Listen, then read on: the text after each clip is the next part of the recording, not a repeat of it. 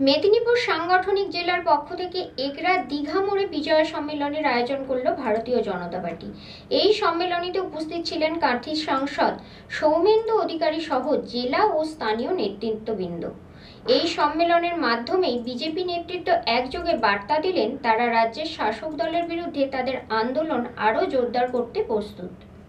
বিজয়া দশমীর পরে রাজ্যের বিভিন্ন প্রান্তে যখন বিজয় সম্মেলনী চলছে, তখন মেদিনীপুর সাংগঠনিক জেলার পক্ষ থেকে এগরা দীঘা মোড়ে এক বিশাল বিজয় সম্মেলনের আয়োজন করল ভারতীয় জনতা পার্টি।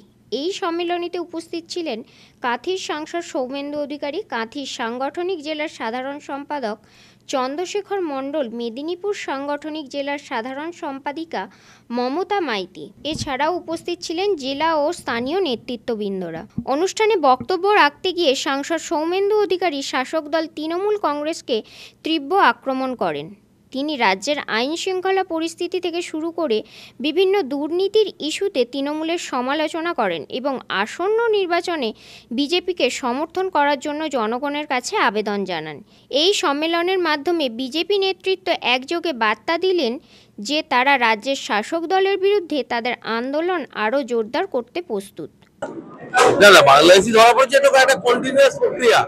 বিএসএফ আছে, বাংলাদেশিরা এখানে অরক্ষিত বর্ডার, রাজ্য সরকার জমি দেয়নি, বাংলাদেশে ইনফিলট্রেশন হচ্ছে, ধরা পড়ছে। এটা তো নতুন ঘটনা পশ্চিমবঙ্গে নয়।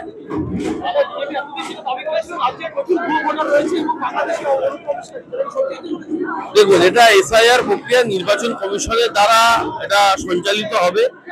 তারা করবেন একটি সাংবিধানিক সংস্থা, এই নিয়ে আমাদের মন্তব্য করার কিছু নেই।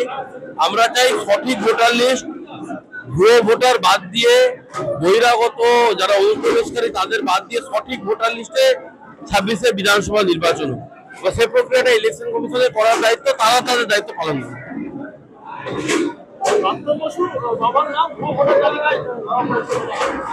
না, এরকম বহু প্রাপ্ত বসু বাবা বলে নয়, এরকম বহু হাজার হাজার লক্ষ লক্ষ, হয়তো এটা কোটিতে গিয়ে দাঁড়াবে যে ভোটার তালিকা সংশোধন হওয়ার ফলে এসআইআর প্রক্রিয়া সম্পন্ন হওয়ার পরে। এই জন্য তৃণমূল কংগ্রেসে এত যন্ত্রণা হচ্ছে।